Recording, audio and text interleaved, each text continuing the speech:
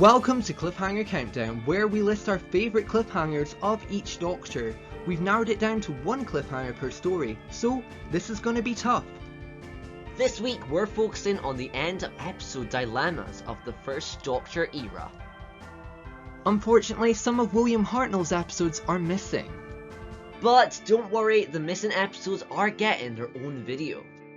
And also be warned, this will be looking at cliffhangers, so there will be spoilers for the first Doctor era. So without further ado, let's begin the Cliffhanger Countdown. Number 10. Kicking off at number 10 is the first episode of the Space Museum. The first part of this story is surrounded in mystery, as the Doctor, Vicky, Ian and Barbara discover themselves preserved in a museum. During this episode, the team discover they have moved backwards in time, and they were actually witnessing their future. They weren't noticed by any of the workers because time had decided they weren't actually there yet, so when they see their future selves fading away, it could only mean one thing: time had caught up. And that is exactly what happened, meaning the next part of the story, the team were going to be recognised and in a lot of danger. Number 9. Next up is the first part of the SENSORITES.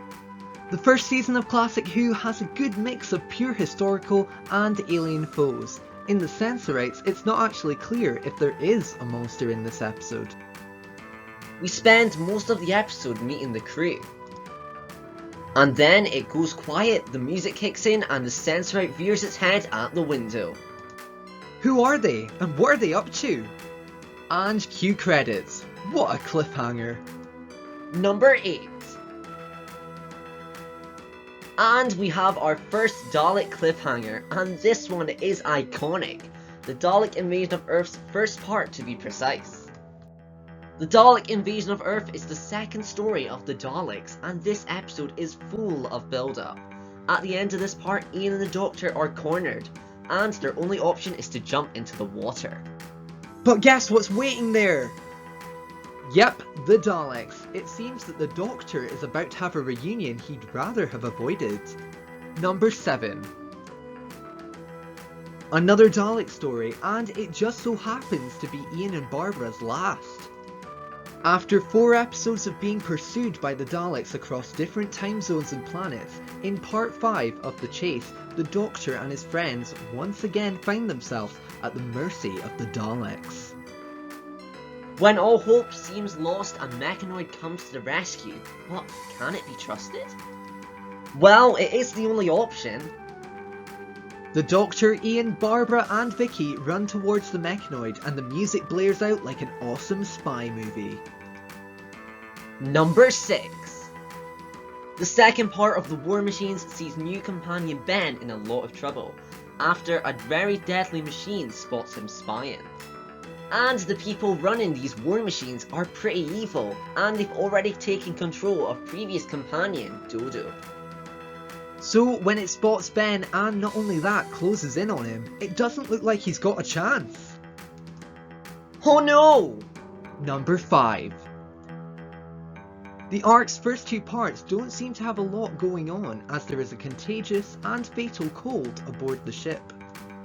But part 2 in this 4-part story is where things get interesting. The Doctor meets a colony while they're building a statue, and they're joined by the servants, the Monoids. The thing is, the cold is the only real threat, and that is fixed by part 2. The Doctor, Stephen and Dodo take off in the TARDIS like it's the end of the episode. But the TARDIS seems to land back in the exact same place. And then the team discover the statue is complete, meaning time has passed. But it's not human, it's a monoid! What happened? This changes everything! Number 4. In the first part of the first ever Cyberman story, and the first Doctor's final outing, there's a massive build-up for these metal men to make an appearance. And out of the snowy blizzard, some terrifying silver men march towards an unsuspecting worker. Oh yes, it's the Cybermen. They hide in one of the workers' coats and knock them to the ground. The camera pans up to the chilling face of a Cyberman and the episode ends. Number 3. From the first Cyberman story to the first part of the first Dalek story. The original TARDIS team explore a decaying planet which seems deserted. They soon get lost in a massive metal city and find themselves looking for Barbara. And they better find her quick, because something's found Barbara. We see a plunger coming towards a trapped Barbara, and her scream is the last thing we hear before everything goes black. Terrifying! Number 2. Just missing out on the top spot is the Season 2 finale, The Time Meddler. This historical story is really enjoyable, and the meddling monk is shrouded in questions. Who is he? Why is he here? And what is he up to? But it's more the who is he part that got us shocked. In part 3 of this story, Stephen and Vicky discover that the very same monk has a TARDIS! And then it ends. Ian getting framed in the Keys of Marinus, episode 4. Ian nearly drowning in the AZTECS, episode 3. The creature attack from the rescue, episode 1. And the Monoptera and Barbara are attacked in the Web Planet, episode 4. Number 1. It has to be the very first Doctor Who cliffhanger. The top spot is going to An Unearthly Child, episode 1. The first part of this story is top notch.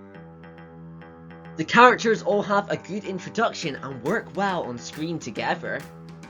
And when Ian and Barbara discover the TARDIS, the viewer knows the adventure is truly beginning. Suddenly, the TARDIS takes off and we get this very cool looking sequence of each character in the time vortex. The new TARDIS team seem to be knocked out cold, and the TARDIS has moved. And then a shadow appears. Who is it? What is it? Well, that's our list. What's your favourite cliffhanger of the first Doctor era? Let us know in the comments below. And if you're new, feel free to click that red button below to join the adventure. This is the first Cliffhanger Countdown video, and we plan to make more. Hope you enjoyed the video. Thank you for watching. I've been Christopher. And I've been Lewis. And you've been brilliant! Every night, every day, cause we're so into it. Don't think I could ever quit. Rest in 2005, it's taken over our life.